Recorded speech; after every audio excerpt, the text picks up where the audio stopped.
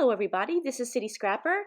Thanks so much for joining me today for day 3 of Christy's 30 Days of Sketches.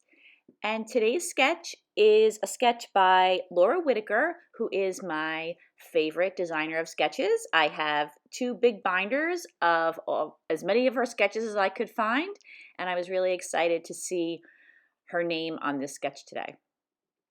The layout that I'm making is one of my daughter and her friend. It's my daughter there on the right. And although this picture was taken quite a long time ago, I haven't gotten around to scrapbooking it. So I decided to finally get it done using this sketch. So you could see that I have cut out a number of strips of paper. Many of the strips of paper are from the Pink Fresh Studio collection called Boys Fort. And then I picked out some coordinating papers, that green color that's lighter than the other strips. That is from my scrap envelope. So in order to be able to move this cluster around, I decided I was going to attach all the strips to a piece of scrap paper. I like to do this when I'm using mixed media on the background because then I can kind of figure out a little more easily where I should put the mixed media. When I do the mixed media before I have the photo and the papers that are going on top of it figured out, I have to go back sometimes several times because a lot of times I end up covering everything up. But in this way, I could see exactly what is going to be covered up and where I should put the paint. So I've been doing this a lot lately and I really like it. So now I almost feel like I am giving my paper strips like a little haircut here. I'm just using the sketch and I'm also kind of, thinking what I think looks nice, making some short, some taller, and trying not to make any too exactly the same height. In general, I'm following the way that the papers are cut in the sketch. And now that I have all the papers cut just the way I like them, I am going to pop up the photo using some of this adhesive foam. And I'm struggling a little bit with that adhesive backing on this particular piece of foam. I did use some of the papers that are in the Boys Fort collection to back the photo. And I just like to make sure that I have the majority of the back of the photo popped up on the foam. I don't want the page protector to kind of squish the picture down, which could sometimes happen if I only put the foam in the middle. I cut off one end strip. I just felt that the whole unit was a little bit too wide, so I cut off that last strip. And I also wanted there to be a darker strip on the very end there. So now I'm just attaching the photo down with the ATG adhesive, and I continue to just make little tiny cuts in the bottom there. Sorry, it's a little bit cut off there, but now you can see it again. And you can see that I'm just making a little bit of a trim here and there, just making sure that there's like a lot of interest in the way that they're cut. I want some short and long, but again, I'm really just going by the sketch for the most part. The sketch is just so nicely balanced that I really wanted my layout to look a lot like the sketch. So now before I do any mixed media, I'm just trialing some of the embellishments that I have in this Boys Fort kit. I also want to include a tag, and I realized that I forgot to make a little pocket for the tag to stick out of. I want to be able to remove the tag. So all I'm doing is just folding this piece of paper in half. I just had to figure out how much I wanted the tag to stick out and then how much room it would need to slide in and out of that little pocket nicely. So you could see I folded up one side. I'm going to do the same thing to the other side. And then I just cut a little tiny slit at the end. I folded one of the little tabs that was created when I made that slit. I folded it over and then I folded the second tab over the entire thing. I hope that you saw that. And then I do the same thing on the other side. So I'm folding it over. I am folding one side down.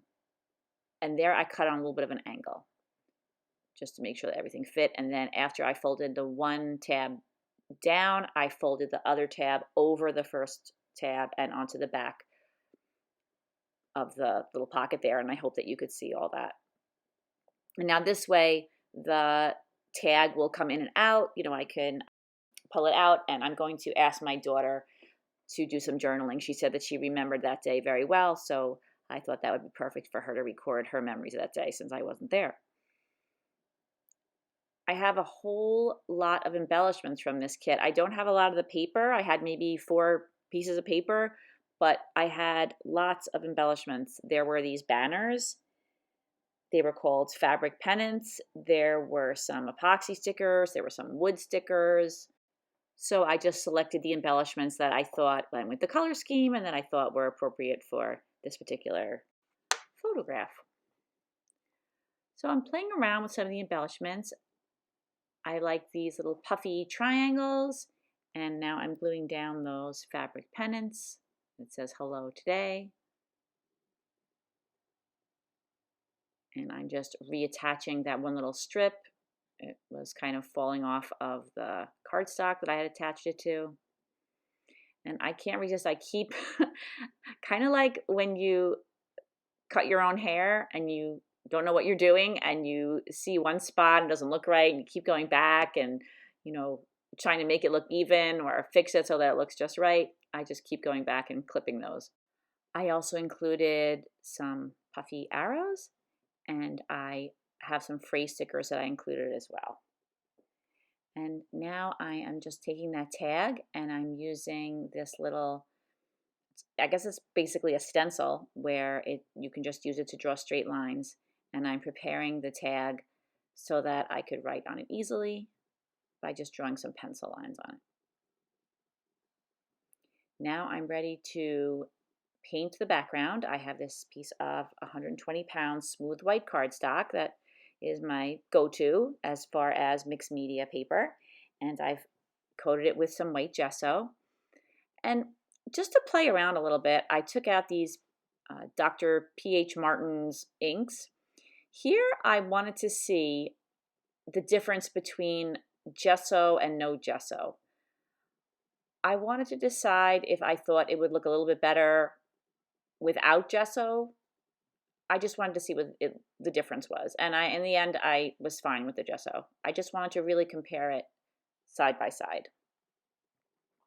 So I am just using the packaging technique, doing some splatters, and I love the way I could just lay that entire cluster down over the top to see what shows and what doesn't and what else I have to do. So you can see I'm putting on several layers of the inks, and I have had these inks for, I think, about 30 years. I got them a long time ago when I was going to school in the Fashion Institute of Technology in New York City. And there were some people that were selling some art supplies, and I purchased these and another set of inks, and I have used them quite a bit. My daughter used them for a while for watercolor projects that she was doing, some beautiful paintings that she did, and there's still a lot in most of those bottles. So I've definitely gotten my money's worth out of these. You can see that I just chose a couple of colors, just the blue color and the green color. Now that I have dried everything, I'm using some StazOn ink and this background stamp. I got this at a flea market.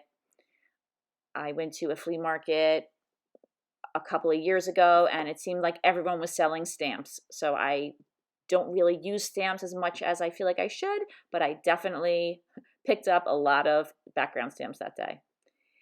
Now here I am using this Simple Story stencil. It's just a super teeny tiny dot.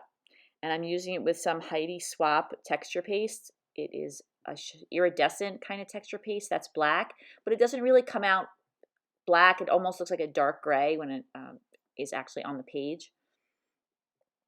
So I just wanted to create a little texture with the stencil. And now I'm going in with some white splatters. Love white splatters over mixed media. Very few times that I don't do this because I just think that it just adds just some brightness back into the mixed media. Now I'm taking some black soot Distress Oxide ink and this little dauber, and I am just going around the outside. And this will create a little more definition for the large photo cluster, and it will contrast with the background and help it stand out. Now, I don't know if it was my ink pad or if that's the way the black soot ink pad is, but when I went to smear it on my glass table, which I often do with the Distress Oxides, it didn't really smear too much. So I'm not sure if mine is dried out or that's just the way the black soot is, but using this technique, that was just what I needed to add a little touch to the edges. So it was probably better off that it wasn't too dark, or I would probably have gone overboard, which I have been known to do. Now I'm using the ATG gun to put some adhesive on the back of the foam, and usually this works out pretty well. Lately, I've been having a little bit of trouble with it, and I'm very sorry about that glare. As soon as I put that photo cluster down on the paper, though, I decided that I wanted to put some black splatters.